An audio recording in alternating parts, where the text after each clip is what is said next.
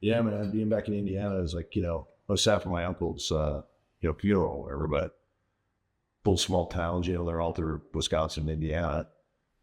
Little town square, couple of bars. Great. I sat down at the 3rd Street Saloon in Boonville. Nice place. And busy. I'm like, it was after the visitation on Friday. I got $2 Coors and $2 Ultras. I'm like, I'll do the $2 quarters. But the place is slammed. But of all the beers on draft, they were all light lager. Lighter, domestic, Modelo, Ultra, Bud, Miller, Coors, like it's all, not one differentiating style.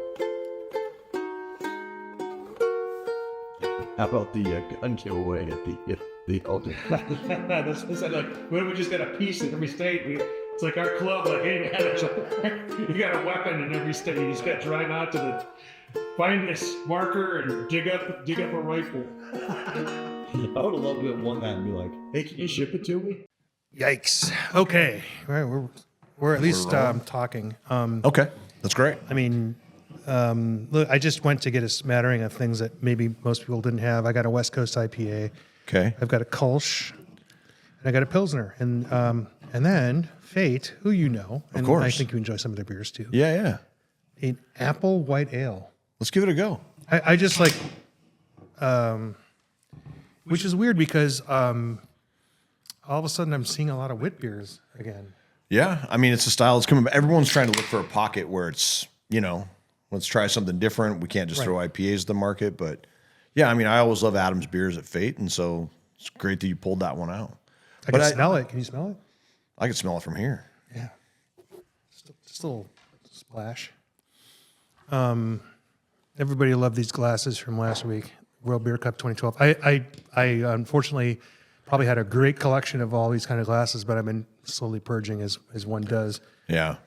So search the Goodwills of Tempe, and you might find some kick-ass shit. My wife was a bartender prior to us meeting, and I'd been in the industry forever, and she was previously in the industry, and so like when we got together, it was like, oh my God, how many different beer branded glasses can we have? Right. And we got married. It's like, okay, we scaled it down to like 3 or 4 that we wanted to keep that were special, like for a restaurant grand opening or first beer I ever sold. And then the rest was like, okay, this has got to go. We have a kid on the way. We can't look like this, but we still look like that. So it doesn't really matter. It was good, but I know what you mean. You got to purge it at some point. Yeah. Well, this is not a wit beer in my opinion. Well, no, I guess on the end it does. It smells as advertised. I like it. It's wonderful. I mean, it's a nice little refresher, right? It's like, yeah. I don't know what it is. It's got a little apple to it. Yeah, there's some bitterness on the end that dries it right out. Yeah. So it's not too sweet at all. Yeah. Good job, Adam. Yeah. If it was truly your beer and beer idea, I don't know. I haven't seen Adam in a while. I saw him probably a month ago. Like all of us in the industry, when we run across each other, like, hey, let's get together for a beer. There's always that pledge to each other to go get a beer, right. and then it's 6 months, and then I think he's got like a 2-mile radius. Yeah, my radius isn't much bigger, but now that after this conversation, if I don't call him, then I'll feel like a jerk. So I'll text him. I'll text him after this. Maybe the 3 of us can go out lunch. I'm sorry. I might. There's this whole. I'll actually tell what this text string is about.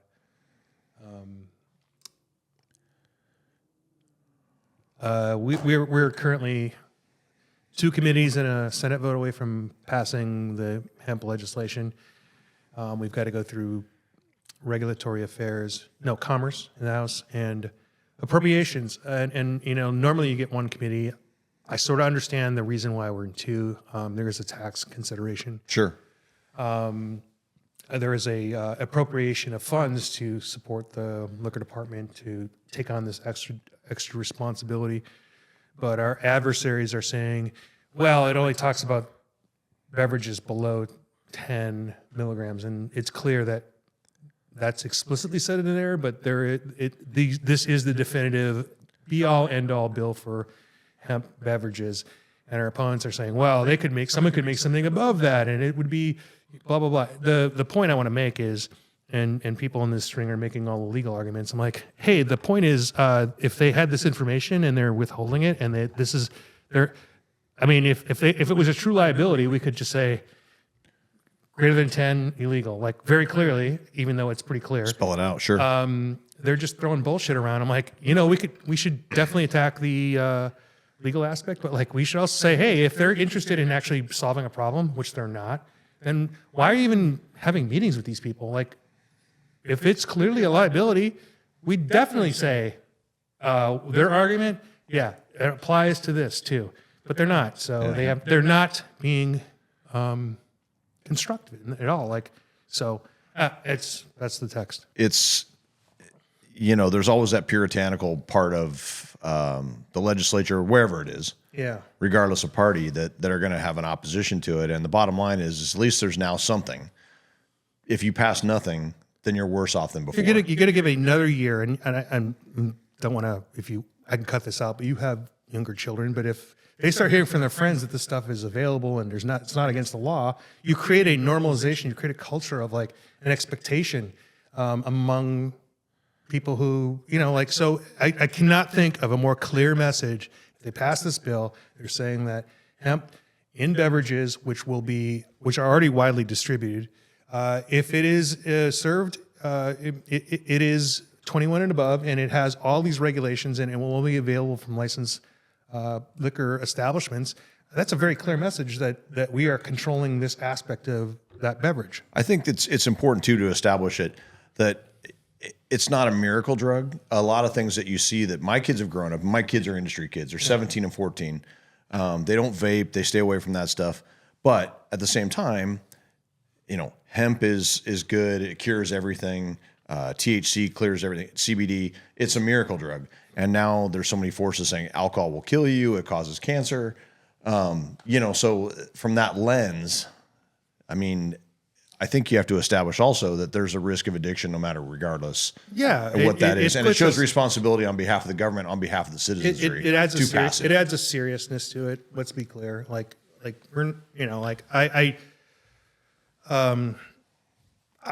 think it's a clear message that this is important and we're going to regulate it versus, we didn't come up with a perfect bill and the thing of it is the perfect bill would involve almost every aspect of law and for constituency groups to get along on this. Like this is a piece that, let's be frank. I mean, that is the dispensary mode for most. Alcohol.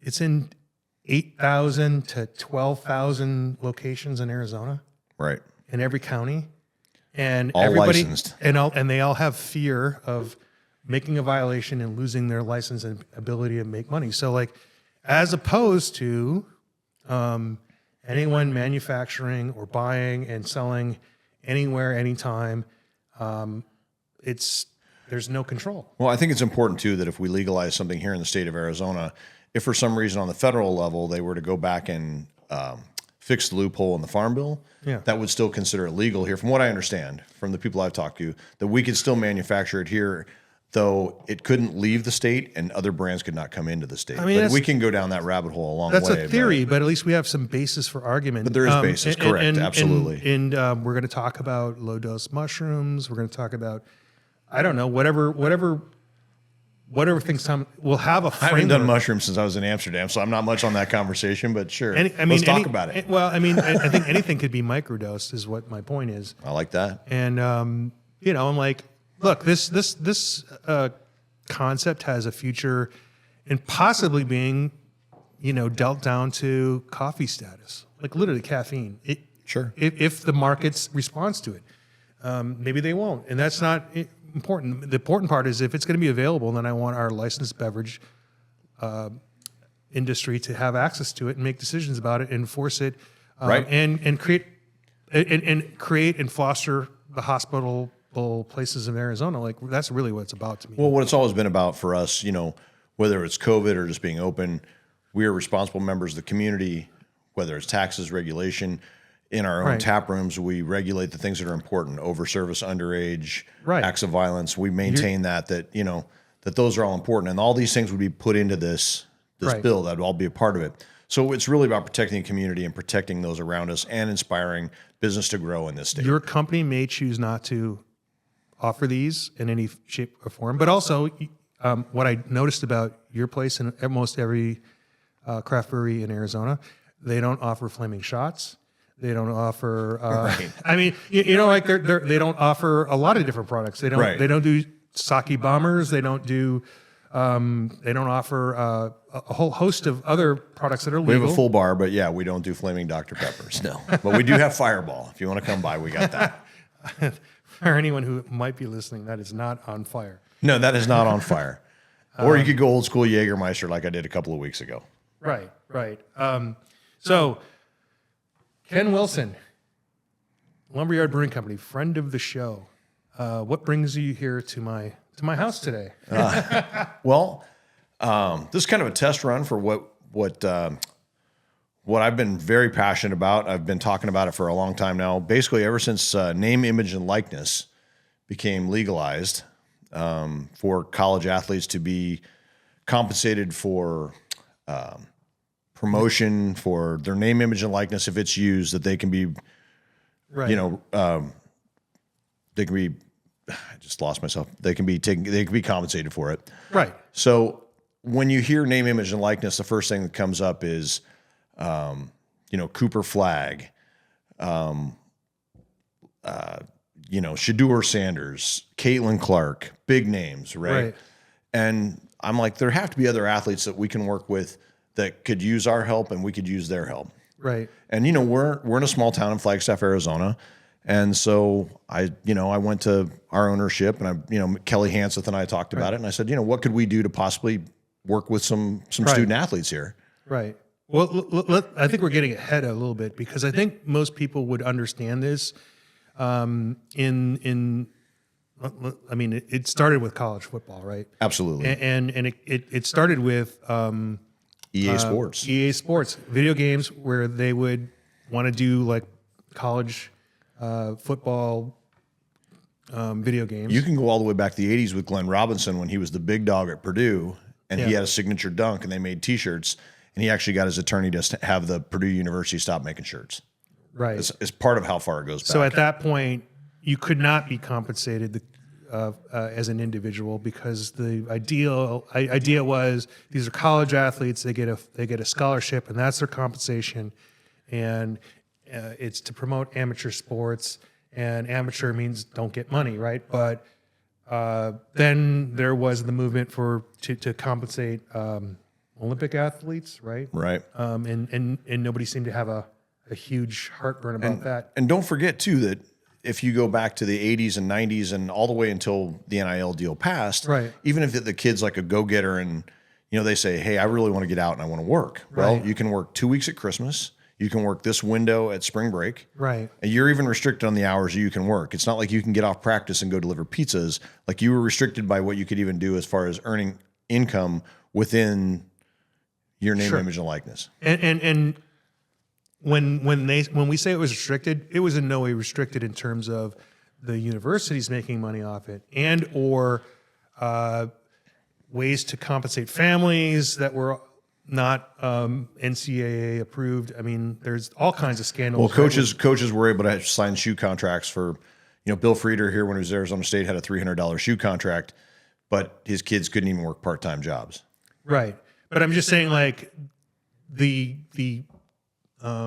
concept of taking money out of college sports is a ridiculous notion when you only regulate some of it, you don't regulate all of it.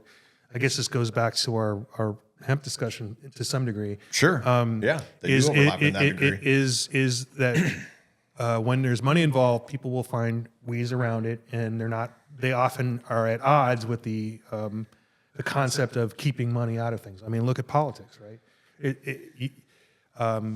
We've crossed that bridge now. Like corporations are people. Right. You can't spend unlimited funds on a candidate, but you can on a PAC, and so the effect is the same. Right. So we weren't keeping money out of college or amateur athletics. But if we drill back to and you know, there's also we can always allege a lot of things with bigger universities Right. and things like that, and there's gambling and things that go into that. But if we come down to what's really simple now, and what we're really trying to do at Lumberyard Brewing Company is we want to support a couple of athletes. Sure. And what we want to do is try and cross over, basically put the three circles together and overlap. Right. And by no means am I saying, oh, there's this loophole now. Oh, that of you course. guys- No, of right, course. No, I understand what this you're is saying. where I'm just trying to get to the genesis of it. And like you mentioned, named athletes, people, household names, or definitely names that you would know in a state. But like literally, if you're setting up one of these football games, like the names of every tight end or defensive lineman or offensive lineman. I mean, they're The all numbers were the same. It didn't say Jake Plummer on the back. It just said 16. right. Or they would make up names that are very close, or in some cases they didn't care. They would just Well, you could load your own name in there, and you could just Yeah. load the lineup anyway. yeah. I mean if it wasn't a name, it was the image and likeness, Absolutely. right? Absolutely. It was clear, like, oh yeah, I'm putting in these college athletes, and this is who I Well, want. EA Sports would be Matt Leinart on the front with no logo on the helmet, no logo on the jersey, but it was Right. clearly Matt Leinart. Right. We've come a long way from technical. Yeah, so- which by the way did the same thing. And baseball, all that, right? And Right. you're talking about thousands upon thousands of names and images and likenesses, right? Well, just at NAU alone, there are 385 student athletes that are in the Launch a Lumberjack program that you can contact and you can work with them. Right. And, I met with the assistant athletic director. I met with two other people in the athletic department Right. because we were going to go down this path. We wanted to do what was right by the university. They're Right. a good partner. They're in town. But they try to do their best to protect the athletes, Right. because there are athletes, there are stories where athletes commit and they do signings or they do different things and they aren't compensated. It's Right. very much, and you hear this term on all kinds of things. It's the wild, wild west. So we're trying to be respectful of our athletes, Sure. and we're trying to do the best we can for them. Right. And so it's a simple partnership. We worked out a deal in trade, and then most of it's kind of crossing over social media to where we promoted Taylor Feldman and Ryan Abelman, Taylor from the women's team, Ryan from the men's team, kind of the last 3 games of the year through the Big Sky tournament, and now into their postseason tournaments that they're both playing this weekend. Right. And to be clear, this is not exclusive alcohol. If you have a car wash, you can leverage the same name, image likeness. Yeah, and we're not asking them to come down and drink beer or pour beer or Right. mix a batch. It's kind of come down, have lunch, Right. kind of promote the restaurant at your, and so it's been really positive, and we're trying to help each other out here and kind of find a ground. And at the same time, I've been looking for non-alcoholic partners that are within my distributor portfolio to come along and help us out. We've identified one today. We've had really positive conversations, Right. and we should have that finalized by next week. So sometimes where I can't do all the heavy lifting when it comes to what my budget is, Right. I can pull in a third party.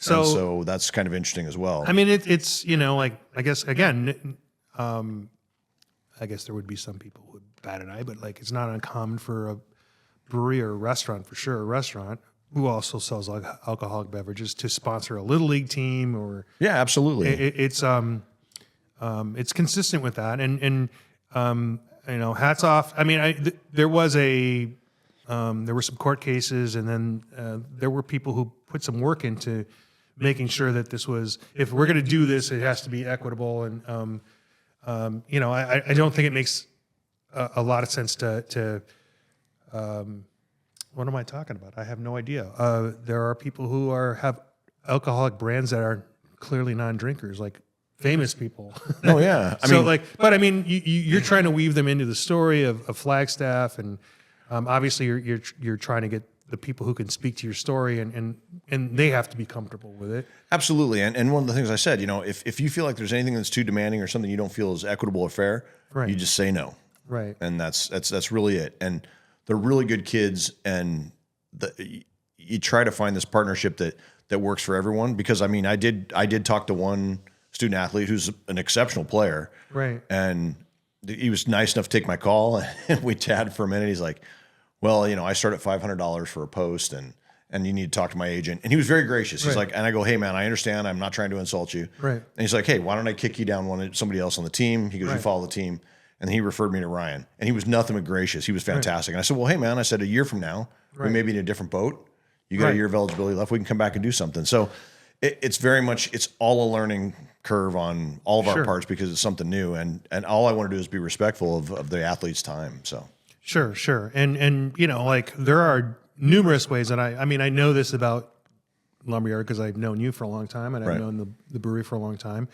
I mean, literally, based on the philanthropy that Lumberyard has done, you could say, hey, we want to partner on a giving program for the shelters that we support.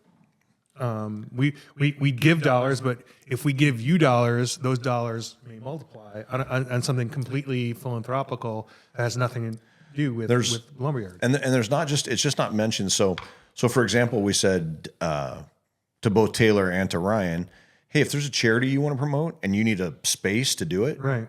we're happy to host you. You know, come down. We'll promote that you're going to come down and you're raising money for High Country Humane or whatever it may be. And then in return, we may ask them, hey, we're doing a fundraiser for High Country Humane in October. Can you come down and we'll compensate you for that? Right. I think it's great in that, well, I mean, it gets more complicated, I guess, when you have bigger names and you have maybe less connection and that less thought process goes into it. I get that. Like if you had, you know, 100 times the amount of money to spend on this, it might get a little, it would be different. Let's put it that way. Yeah. Well, 85% of NIL dollars go to the top kind of 10%. Right. And I think where everybody gets confused is that it's like, it's not always a dollar transactional trade. It's not this for that. Okay. So, you know, we've offered trade, we've done a few different things, but we're not in a position right now where we're writing checks, but at the same time being respectful. You know, we're doing what we can do, and it's an offer. And if people refuse, I understand that. But it's also kind of like, hey, I can also bring in this non-out partner that might be able to help you.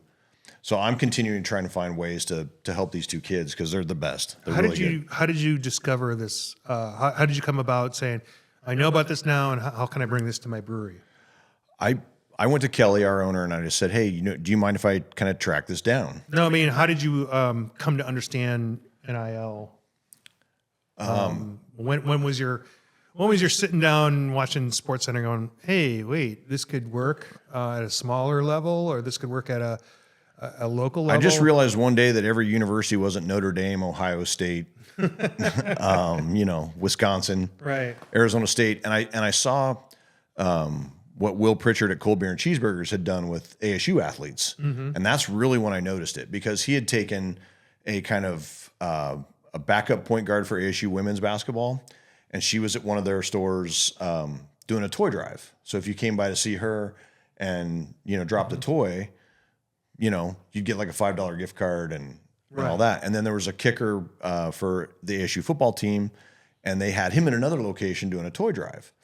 And they had done something just kind of more in the way of trade with them. Right. And I realized everything doesn't have to be, you know, the biggest fish, but you can still reach out to really great kids. There's a lot of great athletes that aren't there, you know, that So aren't, in the past, if they would where run that, people have neglected the fact that there are student athletes that you can partner with that, you know, that need your support, Right. that aren't $3 million contracts. so in the past, if they set that program up, there would be rules about like, oh, you bought them lunch, so now they're in jeopardy. Right. Like now in the past, the backup point guard for ASU basketball, she would have been in violation for just promoting by being there. Right. Her image and likeness would have been like, you know.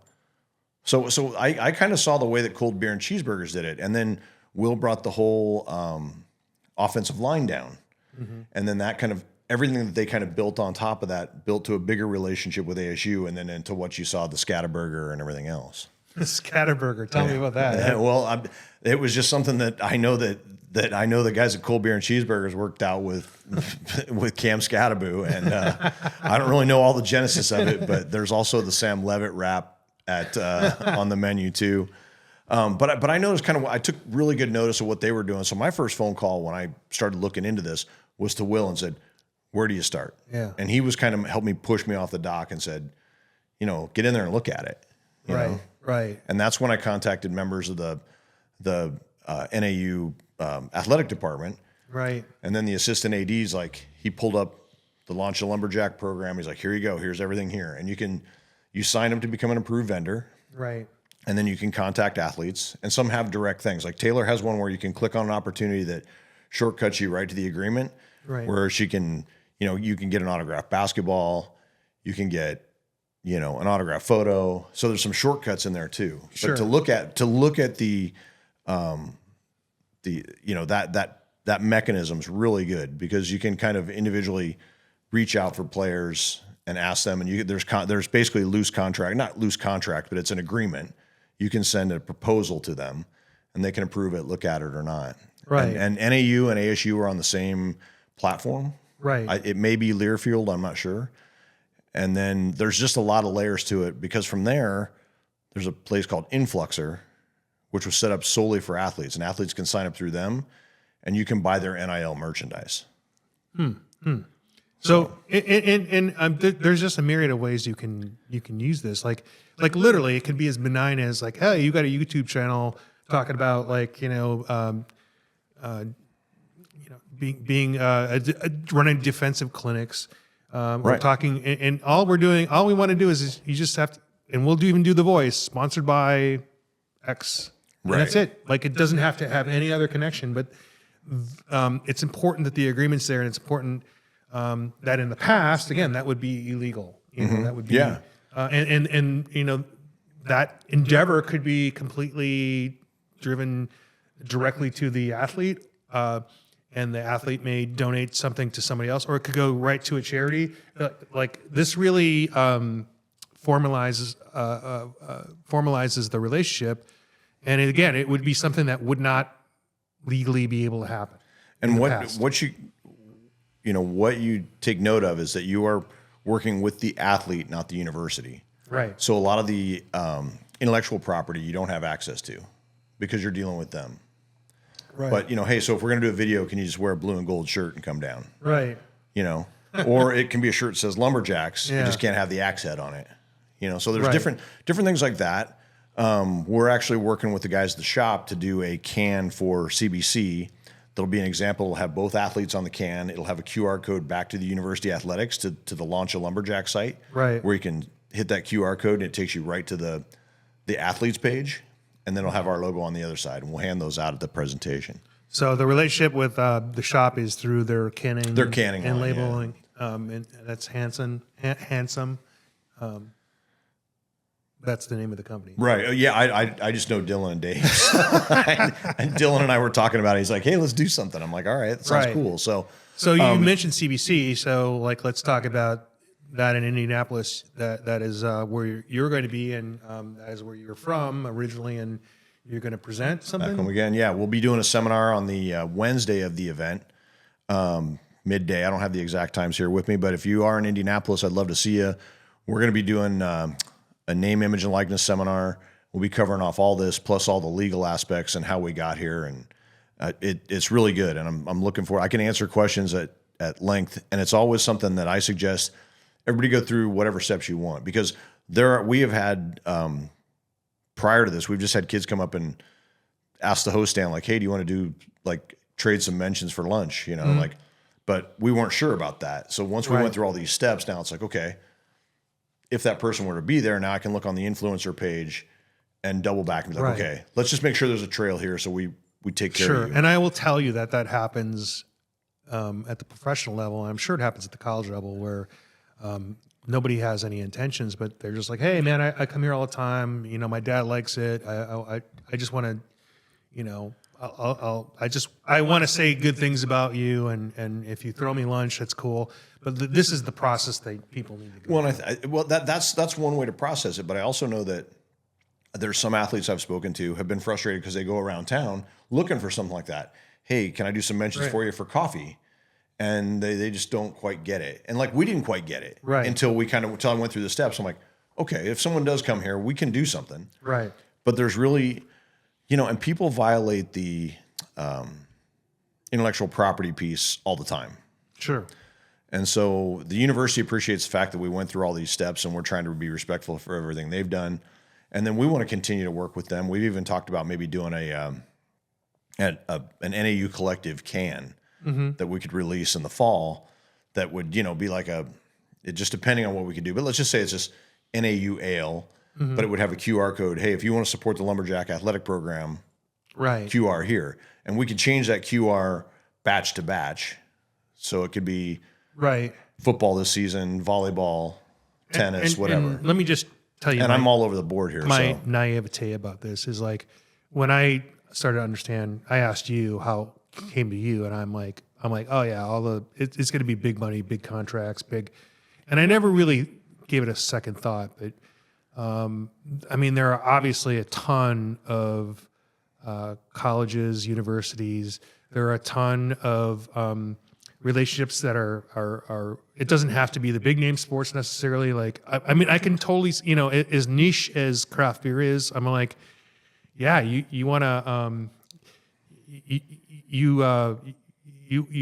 want to have a beer that helps out the hammer throw a guy on the track team. Like, yeah. I mean, like you could be very specific and niche, and I think it's a wonderful boon to both parties to be able to say something in your own voice and like, yeah, we're not going to get top name players, and that's not what we're about. Like that, especially now with And yet I would argue that we are getting top name players for the Big Sky Conference and for our school. Oh, sure. And I don't want to undervalue them at all because they're wonderful. And Taylor was all first team Big Sky. Ryan's part of a committee that there's one player per conference right. that is involved in government affairs and how it affects players. And so that's kind of how we we look at that. But yeah, it's like there's this level up here at D5 schools, but like what can we do down here? Sure. Because they need support. It's kind of like every day, like I'll listen to the Dan Patrick show or listen, NIL, and that's all you hear. Like, oh, there's no NIL there. Well, maybe not, but Oh, no. as our relationship grows, we can. And I had a friend who played basketball at Bemidji State University, so he graduates in '95. But like it's a small town, but he couldn't host a car wash for somebody, Right. Right. But now, like he was, he was all conference. He was, player of the year for them, but he couldn't get anything. But now, like he could never go hungry all season. We've all seen the movies where somebody has a job at the university and like they're supposed to just turn on the sprinklers and they get paid as a landscaper and all that other stuff. This is kind of like really and this again, like I didn't mean to suggest that these people aren't No, important. I know you didn't. It's like like I'm just in my it's got to be football, and basketball, not baseball, because baseball's not sexy in that way. College baseball, Yeah. for like the household name, Of course, yeah. right. But these are people in your neighborhood, and what I know about Flagstaff is there are a whole host of cross country runners. Oh, yeah. They're world class collegiate or amateur runners, and this focuses around the university and collegiate athletes, not And one of the best sports facilities in the nation for it.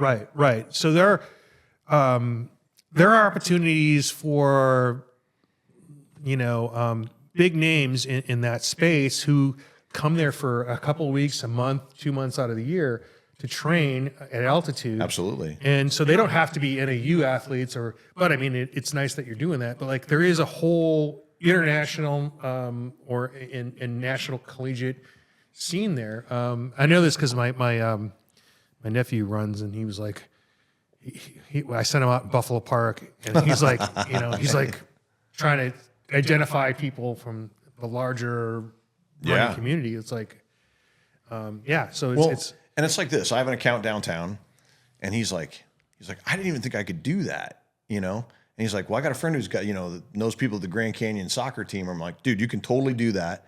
And he goes, you think I could get like some of the Grand Canyon soccer team down here for lunch? And, is that good enough for, I said, you just have to ask. I said, because right now they're not being offered anything. Right. And I think there's an opportunity for accounts. I think there's an opportunity for athletes, and just be respectful of the alcohol piece and try to find other partnerships. And another piece that I looked at too, and then maybe it was the fatherly piece in me, like as I was talking to both Taylor and Ryan, I'm like, well, hey, after the season's over, like I know this person I can put you in touch with, or this person I can put you in touch with. And so maybe there's some of that value too. I don't know. And we'll find when this when this our kind of short-term relationship is done, what they think of it, and then Right. how we can look forward next year too. You may not know the answer to this, but is it exclusive to college athletics? Could it be? I know there's high school kids getting paid out there, but No, I meant I mean, you know, I meant like Texas football. Like, come on. I meant like chess team. I mean like I have no idea. if top Well, but they physics, never had eligibility issues, so they could always be paid Yeah, if someone that's- felt that way. I mean, we do have a chess night Yeah. at Brews and Q's. It's really successful, but I don't know if we needed to pay them to come by. Yeah. No. I'm just saying. I'm just trying to think like how really esoteric you could be and how you could really drive down. I think you can overlap things and find a way to be creative to put partnerships together to make Right. it more fair and equitable. Right. Like if I have a smaller budget, can I bring in a third party? Can I, what institutional knowledge do I have to help someone? I don't know. You know, what makes it attractive is that, we're honest, we're a family owned business. Right. And this is what I can do and what we Right. can offer, and we try to work it out, No, I'm just kind of spitballing. Here, Sure. 'cause, like, No, I you know, understand. like, I you completely know, like, understand. I mean, Brian May from Queen is an accomplished guitar player, but he's also an astrophysicist. But True. You could literally like say, "Oh no, this sponsorship has nothing to do with your musical ability. This is you as a astrophysicist." Sure, yeah, I mean, and there are definitely, I'm sure, there are definitely rock star, people in that space because of the planetarium up there. I'm just saying. I'm just trying to like. Well, sure. Well, I look at like Ryan doing some of the legislative stuff with the NCA that he's done, and some of the stuff Taylor's been doing, some local broadcasting pieces. So Right. there are realms out there that you could tie in other parts of the university with, Right. or there might be other members of the community that you could tie in with that it's a good match, and that would just depend athlete to athlete. Yeah. No. And So if we could bring Brian May in with the, that'd be fantastic. I'm sure that'd be great with the planetarium and everything else. No, I'm just. No, I understand. know. I'm just trying to think of the possibilities because, like, again, initially, and I'm sure a lot of people at first blush, especially if they're in the big three, college athletic followers, like, it's not really worth it. But I'm going to say it's definitely worth it. And like the other thing that I thought about is, there are some superstar band people like in other parts of the country where I got the entire front line. I got the drum corps. I got all the members of the drum corps for this. Yeah, and university. I could see where that maybe like the drum lines and some of those things at some of those colleges, like they probably were under the same. They probably still their eligibility still probably hinged like you Right. can't be paid because you know what I mean, like because of the level of excellence that they were at. Right. They were probably looked at completely than someone from the ASU marching band, but I have no idea. Right. Yeah. No, I just I But think that's a good point. There could be something like some of those. it just opens my mind up to a lot of different, not strictly promotional, but like really being in your own story and being in your own lane and finding people that you can work with. And honestly, it doesn't matter if it's lopsided one direction or other. If you really believe in that part of your story or that's what you want to support, like, again, I go back to the philanthropical things that I know that Lumberyard does, and like, they could spend the same amount of money and they could incorporate a college athlete, and it could actually exponentially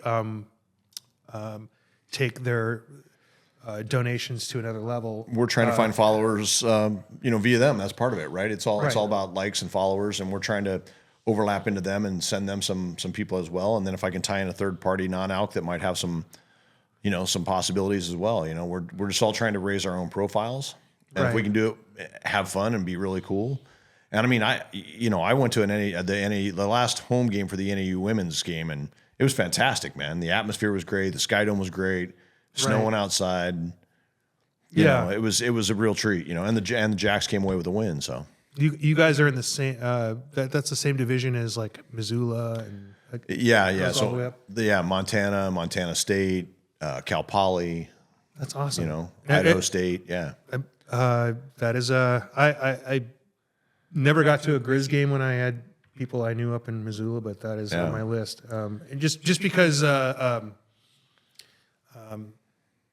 Missoula's a great town and that connection. So yeah, I know my sister-in-law and her husband, Tom, Joe and Tom, they've gone to Grizz games and with Jack's playing. Yeah. Well, we got invited to Cal Poly a few years ago to do to basically they were doing one brewery from. So every week Cal Poly was doing an opposing team brewery to come out and do a tailgate with them. And we got invited to one, and the timing didn't work out and the distance and everything, but it was another cool part of it that like now I look at that like, well, hey, maybe if we try to get that on for next year when NAU travel up there, Right. do something like that. So. Do you see it going beyond for your organization beyond NAU, or is it going to be strictly? No, we're invested there in the community. We are Flagstaff. We're the family's from here. I'm from here, but I live down here in the valley, sure. But no, I think what we really want to do is grow roots deep, not wide. Sure. I'd rather try to partner with people in our community. But if they're down here in the valley, if we can do something with an account or somebody down here that benefits them, or if there's something we can do that there's opportunity if our athletes are in other markets that we can help facilitate something that maybe helps them out. So Right. that would be like export Flagstaff, export NAU, export Taylor Feldman and Ryan Abelman. Right. But that's on the short term right now where we're at. Like Right. There are NAU entities here in Phoenix. Right, There are absolutely. universities, and so that would be maybe the next step. Yeah, I mean, I think that's for us. That would be the next thing. But I've really enjoyed it so far. I really want to do whatever I can to help these kids, and then just keep building on that relationship. Okay. Let's take a break. I want to dive in a little deeper on some things, and I also want to talk about Indianapolis and whatever comes our way. Maybe a little industry news. I don't know. All right, sounds good. Arizona is a wildly beautiful place, brimming with over 100 brewing companies. I'm Rob Fulmer, the Director of Government and Community Affairs for the Arizona Craft Brewers Guild. I'm joined by Executive Director Andrew Baum.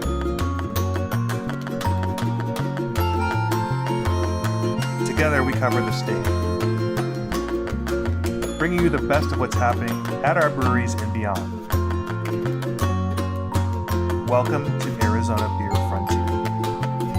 Hey, we're back. Just going to change beers here. We have a Pinnacle Brewing Company Cathedral Kolsch.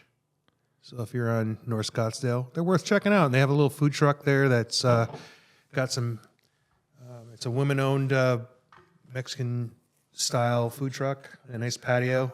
You probably have a couple weeks to enjoy that before it gets too. It's too hot. Yeah, I mean, the beers I've had from Pinnacle have been really good. So Yeah, but we were just talking.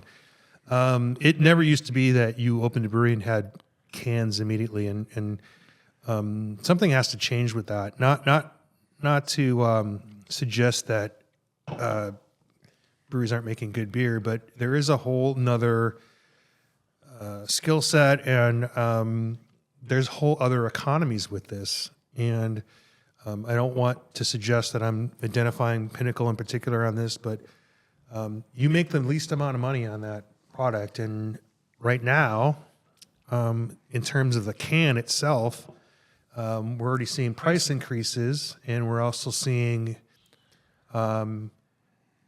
longer delay. We're seeing delays in getting cans, and I use Beaver Street as an example of like, hey, we were a brew pub and we did this, and this, and I also realize that times have changed a little bit too. That there's probably more of a necessity now to get that can out to promote your tap room back too. So it's kind of a two-way street where I feel like, yeah, if we can get a can out to some just key accounts around us, right, then maybe that'll help kind of drive some business to us. And I think that's what I'm seeing with this. So, I can see both sides of that equation, but in this scenario, I can see that landscape's different than, me, old man River here, telling people to get off my lawn. But, I understand everyone's got a different strategy as to how they do it. And we've just been established for a while. So, what are some numbers you're it. hearing? Maybe not specific to you, but like in terms of the cost of cans going up. as a result of this tariff? Well, I mean, there's definitely concerns about cost, and you've heard all kinds of different things, right? Because, for example, you get barley that's sold to Canada that ends up, being in a beer that comes back across the border, and it gets tariffed 2 times. But really, when it comes down to aluminum, I don't think it's equipment as much as anymore, because there's some readily available on the market that weren't, the last time that we went through some kind of different trade wars. Right. But So we'll leave the stainless steel kegs. We'll leave the equipment. kegs and all that aside right now, because I don't think that's an issue. But what I've noticed, at least from our standpoint, is that there's a surge in people jumping in to buy cans before the tariffs, if they do indeed, finally go into effect. And they may have. I can't quite get my head spinning. But the bottom line is, for example, we're ordering some digital cans that normally we put in an order, we get them in within 3 weeks. Today we put one in, and that PO said 2.5 months, because I understandably, everybody's trying to get inventory right now before costs go up. Right. We're trying to shield ourselves a little bit. And a lot of these people are middlemen. Absolutely. And it's not a no disrespect. They're logistically, their value is in logistics and understanding the scope of what they want to support and how far they want to ship things. And so they're probably scrambling. They're like, I have no idea if we can get these cans. I better raise the price a little bit. So give us a little pad, give us a little time. I'm going to increase the timeline, because they don't know what's around the corner. There's all level of can purchasing, right? There's a blank can with a label rolled on. Right. There's painted cans, which you need a lot of inventory. You need a lot of space. Right. You've got shrink wraps, which are expensive, just like shrinks. They're about Right. the same cost, but you've still got lead time for all these things Right. to get them. And like I said, ultimately painted cans are the best, but you gotta have a lot of room Right. to Store house a all full those. truck. Yeah, So you're storing air. so the best, then that next best option is a blank, blank with a rolled label. Right. Well, and all lids are not the same. No, You can buy the cans and you get the lids, and like these lids are not the best lids that we have for this particular can. So that's going to shorten your if you are able to actually steam them, that's going to shorten your shelf life. there was a time we got misshipped some kosher approved cans. We had can lids. Yeah. We had no idea. They were just ball lids that fit ball Right. cans. We put them on there, and then someone called, and there's a kosher symbol on the top of the can lid that I didn't know was there. And we're like, I'm so sorry. We didn't, we just didn't know. And then, Right. the supplier was good about sorting us out, and, no harm, no foul. But like, yeah, that was a tough one. But yeah, there's, because if the lid goes from 1 cent to 2 cents, and, there's so many moving parts. But I think the biggest thing was the inventory levels and the timeline. Because even if we were to absorb the cost or anything like that, the timeline can be crushing. You mentioned the cross-border nature of especially more so for grain. There are malting facilities that are used by American growers of grain. They go across the border to get them malted, Right. and then they're shipped back. They'll be taxed going over and taxed coming I back. can't imagine the specificity of these tariffs understands that relationship. There are a lot of those relationships. Well, a lot of that barley will go, to Mexico, because I think they're our number one importer. But there's options. There's other places. They'll find places. Right. So it's it's an unfortunate state of the industry right now, and the industry's already going through flux, Right. and we're working with different things and different pressures. So There's a big question as to whether anyone feels that Constellation Brands is going to suffer this, that they won't be able to figure something out to get around this tariff. I'm not sure if there'll be a carve out for breweries or what it may be. There's speculation all over the place. So And speculation is they're not going to pay this. They're going to figure out a way. And it's not unreasonable to think this, because literally because of the tax situation, not tariff, just regular tax. just regular tax. Yeah. It's less expensive for international distilleries to make alcohol outside of the country, bring them up through the West Indies or East Indies, West Indies, sorry. West Indies, like And- Christopher and- Columbus. Right. and use those as neutral spirits for a lot of different things. Sure. Just to avoid. But there's a lot of headspace and a lot of capacity in the United States right now. So even if bigger brands wanted to cut, if they wanted to blend that margin, I'm sure brands from Modelo and Right. and Dose and stuff, they have brewery partners that they're with already that they could domestically produce some of that beer to cut costs for the volume they're doing. Right. You obviously follow the spirits world a little bit as well. There are that industry has premiumized some of their stuff to the point of they're done, and there's no upper limit on it. There is an upper limit on it now, and they're sitting on a ton of aged spirits. The tequila market, same thing. There's like just a inventory of all this stuff. All the entire alcohol industry is just kind of waiting and seeing, right? I mean, like, what is going to happen with this? Right. Well, there's been these disruptions before, right? Life kind of moved along, and then 9/11 came along, and then life kind of moved along, and then COVID came along, and then now, we've got this disruption in the market, and we've had supply chain issues and things like that. So it sounds like we're going to continue to go through those cycles. And, I think that we just have to be positive about beer. I think everywhere we got to go, we need to continue to talk positively about beer because it is still the most affordable of these brands that we talk about, beer, wine, and spirits. And I think there's some negative stuff out there, and I think we carry some of that into accounts. And I think it's time to be like, no. If you're buying beer from us, you're supporting local. If you're buying from your wholesaler, like Hensley's a local Arizona company, there's a lot of positives that we can take into customers that there's still a lot of added value to what we're doing. No. We talked a little bit about this before the show. Like, because of the nature of this is an industry show, it's a kind of peeling a layer off the onion of what we do. So yeah, there's a little bit of negativity about what we report, but it's only because we want people to understand and take seriously.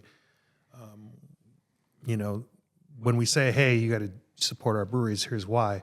But understandably, that can come off a little bit negative sometimes. But I think we've been able to identify some of the things that some breweries can do to sort of combat that. And I think this NIL piece is a part of your story. I think people kind of underestimate how important their story is. This is why big seltzer does well, but like small seltzer doesn't do well because there's no story there. There's no origin. Like, there's no like, hey, I was sitting around with a group of friends and I decided to make a alcoholic seltzer, and I use ingredients from my garden. There's no homebrew story. There's no discovery process. Right. It's just you can just be a brand, or you can have, kind of a history behind you. The Hanseth family have been in business in Flagstaff for 31 years with Beaver Street and another 16 with Lumberyard. And, we saved an old historic building from being torn down, and we brew world-class beer. And, I'm just super proud of what we do. So I think there's some substance to that. We're very community involved, and very family oriented. And I think there's something to be said for that. I think there's a lot of people in the state who could say, "Oh, I sat out in your patio in the summer and I watched the trains go by, and I had the Irish nacho, or I had the Irish egg rolls, and I had a couple of pints." And there's substance to it. It's tangible. You can touch it. Right. And so, I think the lean into hospitality, the lean into bring things back to your tap room, the lean into. I was just in Chicago, and there's a brewery that was introducing hemp beverages, and they went through the entire recipe process the same way they do beer. They took it very seriously. They talked about a lot of different things. I think, the hardest thing about this business is when you put things in packages is translating your story, because you're sending this product out and you have no control over it. If you're in the tap room, like, hey, it's not tasting the way we want it to do, we can take it off. In some cases, a lot of breweries like, we put this on too early, we need to take it off. Like, we need to get rid of the hop burn on this hazy. Let's take it off for a while. Yeah. We send beer to all four corners of the state. We are a statewide brewery, and we certainly run into things sometimes where, something gets put on a back shelf in a small town that we haven't seen. And other times it's rocking and rolling and Right. And that's business as usual. But that's you know, that's part of leveraging your distributor and having. I want to get back to this concept about sometimes packaging can be a bad thing for a brewery, and I'll leave it at this, and you can kind of chime in.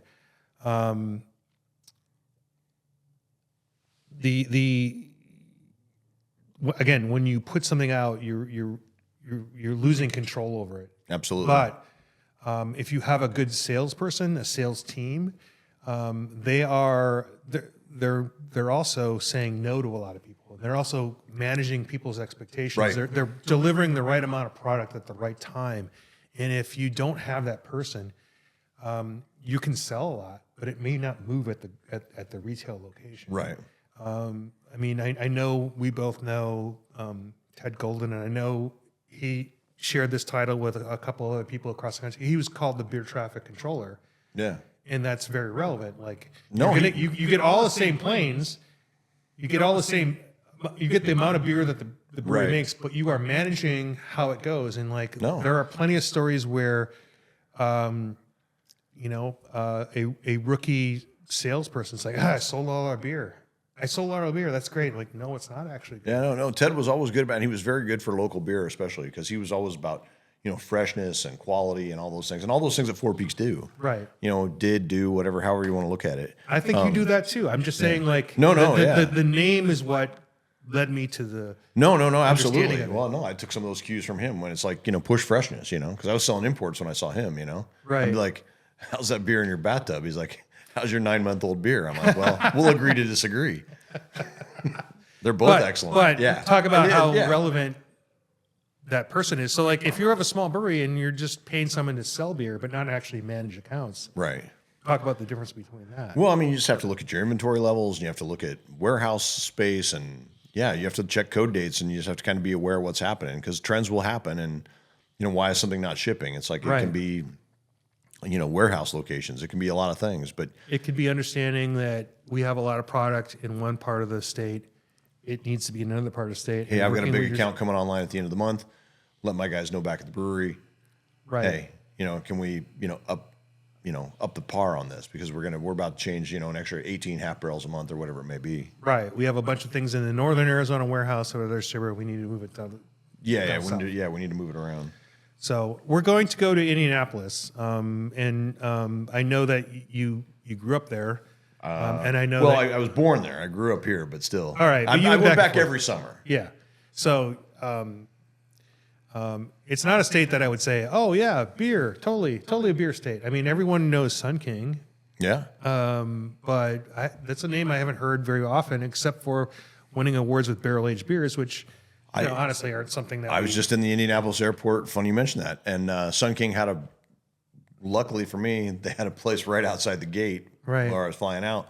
And I had their Osiris Pale Ale. I thought it was wonderful. Oh, right on. And the time that I was in Indianapolis previously, I was down in Bloomington actually, and Upland Brewing Company had some wonderful beers. So those are really the only two that I've had from the state of Indiana that I can speak to. But if that's par for what Indiana beer is, I'm expecting a lot next month when I get out there. Yeah. What is your first? What are your recommendations in Indianapolis that are outside the conference? Let's see. Well, I mean, everybody likes St. Elmo's, right, for the shrimp cocktail. That's kind of a known thing. I love the Raskeller. It's in an old German building. It's in an old building downtown, built by German immigrants with this wonderful German restaurant downstairs. It's fantastic. Right. So those would be the two that I'd highlight to go check out. I mean, I could tell you some of my dad's old stomping grounds, like the Colonial Inn and What about the Behringer's. Behringer's? Behringer's was really good. You've got to get a pork tenderloin. Kilroy's for a sports bar downtown is great. Right.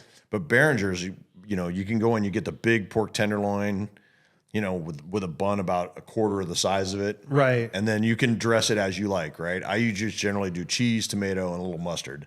That is a You thing know. that I've seen in Iowa too. Oh yeah, Iowa's big on the tenderloin. So you got to have a pork tenderloin.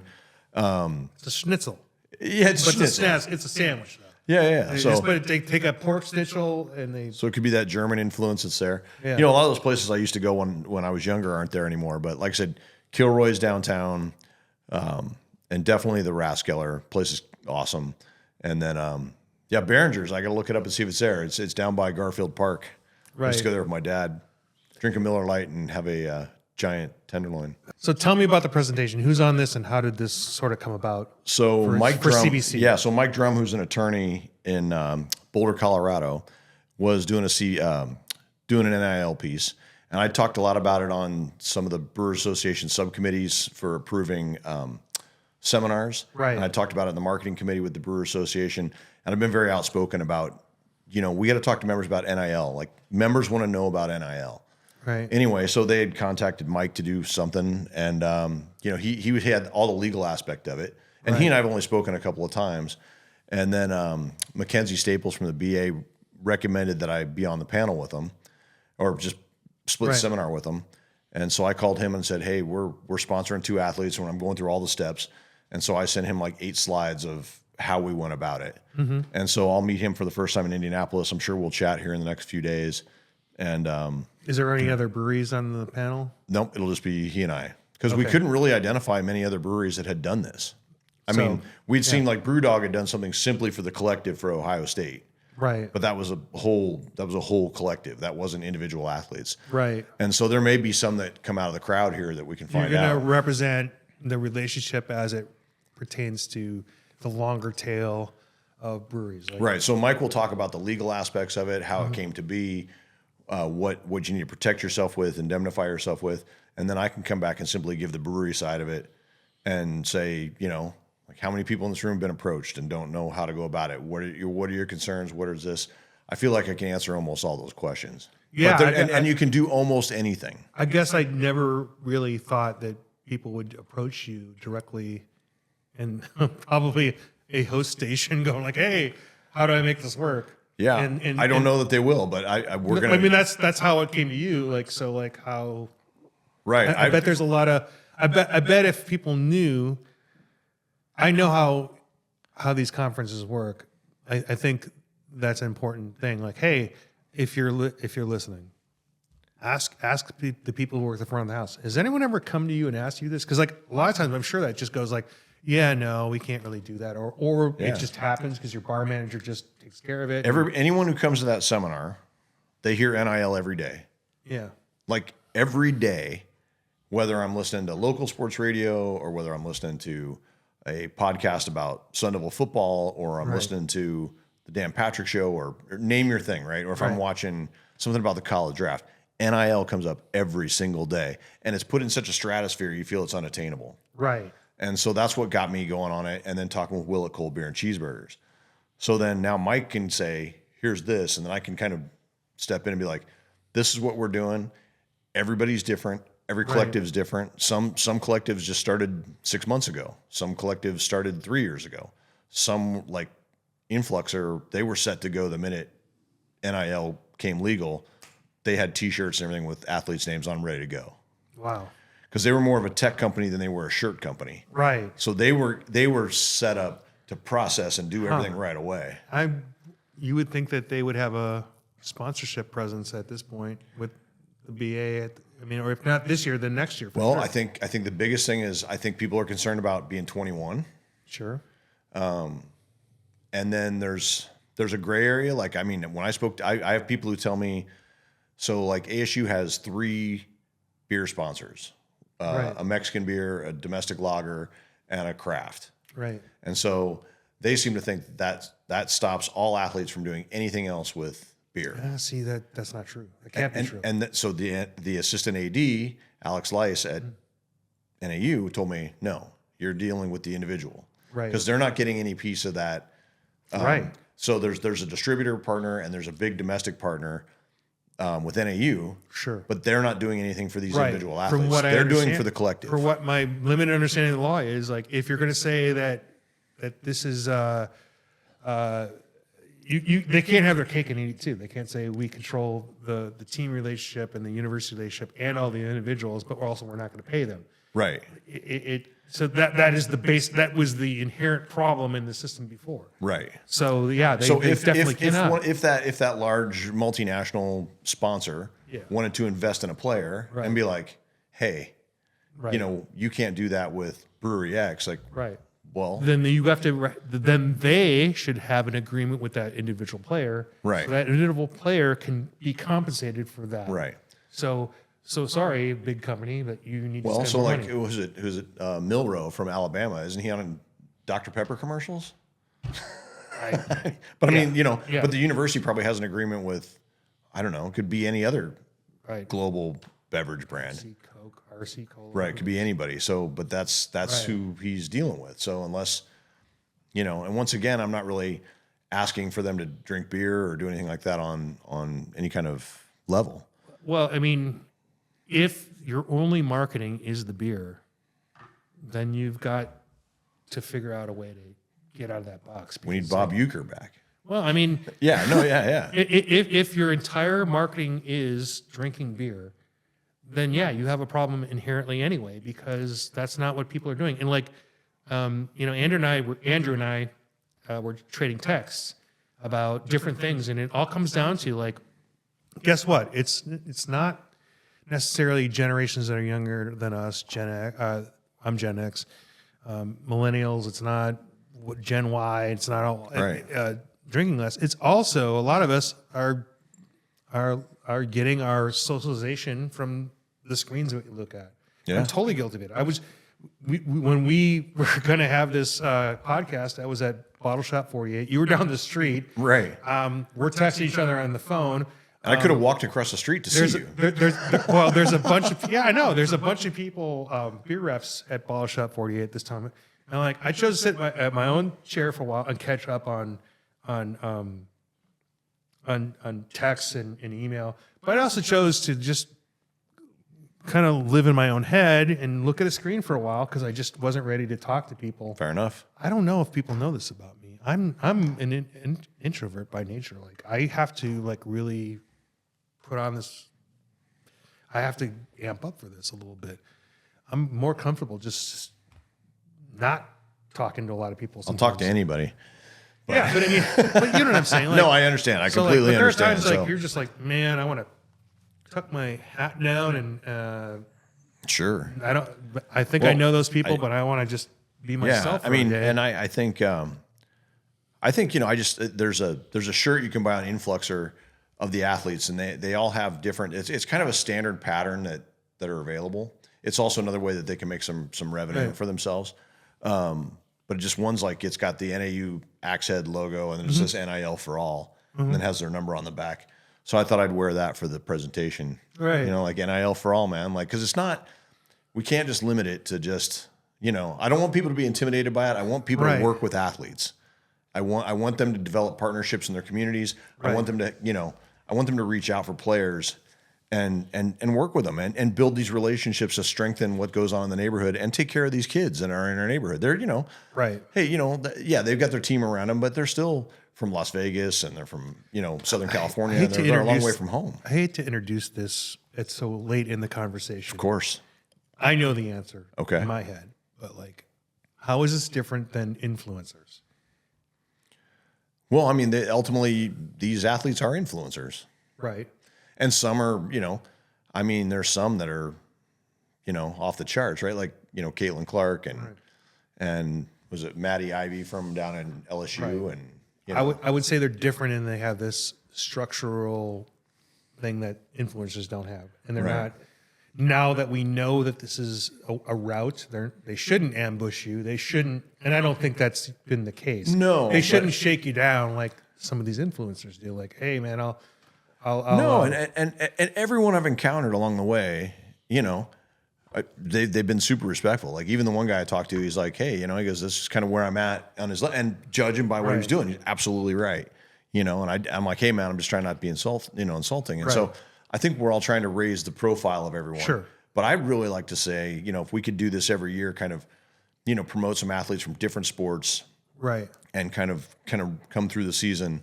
And what we want to be is good actors on behalf of the university. Right. And so if we can do that, then I think we can prove ourselves as a good member of the community. Sure. The other thing I would say is by nature, an influencer is designed to do that function, but these are athletes who subsequently want to lend their name, image, and likeness to something else. like the nature of being an influencer is you're saying, I'm intentionally trying to get into this relationship, as opposed to an athlete who's like, I'm just a person. I think I can lend some support to these things. It could be a relationship. Maybe I'm oversimplifying that. Maybe I'm leaning towards literature, but there's a structure. There's a competitive market. It sounds very clear and upfront, as opposed to, I'm going to come to your restaurant. I want a completely free bill.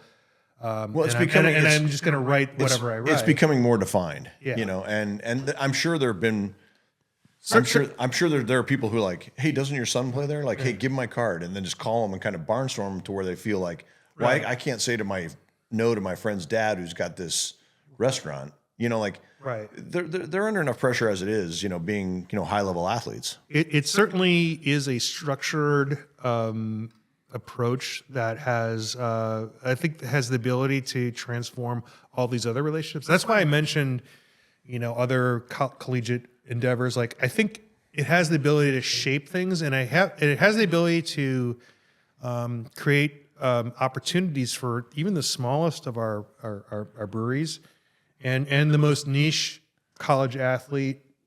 Again, if you're interested in supporting them, then they obviously have some value. Well, I just want to raise awareness that people can work with athletes. I think a lot of places don't think they can. Right. And, you know, you keep hearing about collective bargaining, and they're, you know, these big words that are out there are really only addressing 5% of this place. Right. So does collective bargaining help that next tier conference down? I don't know that it does. Or is it just trying to rein in the top 5%? Sure. I don't know what's going to be best for the I think it's a great athlete. opportunity. I'm excited about it, simply because I know the businesses that are doing community focused things are going to identify these relationships, and it's going to be mutually beneficial, and it's going to be very clear, and there'll be agreements, and it's a way to get this done. So, well, I hope you know, people see what we're doing, and they also try to reach out in their community and do the same thing. And, you know, I just want to, you know, support these kids. And like I said, NIL for all is my motto at this point, you know, and I'm really proud of our relationship. Taylor Feldman, Ryan Abelman, look them up. They're really great kids. great. Hey, we're going to leave it at that. So, because again, I lost the camera. Thanks, everybody. Cheers. Cheers. Well, that's good enough. It'll fade to black, and the music will play.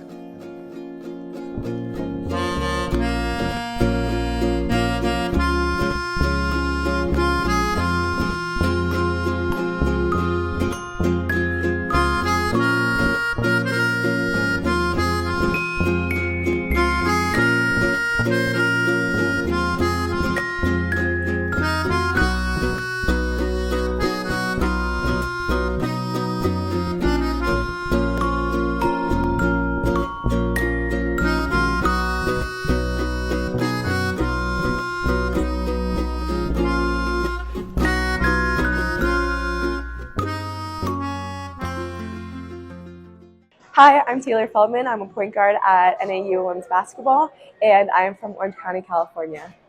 Hello, I'm Ryan Abelman from Las Vegas, Nevada, redshirt sophomore here at NAU. I always grew up with a huge family in basketball. Saw my brother playing at a very young age. My dad was my coach throughout like my entire life. Sister, brother, everything was always revolving around basketball. Basketball journey, I've been playing ever since I was in first grade competitively, and I've loved to do it ever since, and that's why I'm here in Flagstaff. My pregame ritual is kind of just to go home after shoot around, go jam out to music. I usually figure out like what I'm going to do with my hair. I like to at least get a nap in before, make sure the body's reset before the game. One thing that basketball taught me is probably hard work and dedication. One thing basketball has taught me is just to enjoy each moment, enjoy the people I'm around with, because that's the memories that I'm going to remember. I'm super excited to be partnering with Lumberyard Brewing Company. This name, image, likeness has given athletes like me a huge opportunity to connect with brands and companies around the town. I'm super excited for this partnership with Lumberyard Brewing Company because it's great food, great people, and you get to watch some great sports like NAU Lumberjacks.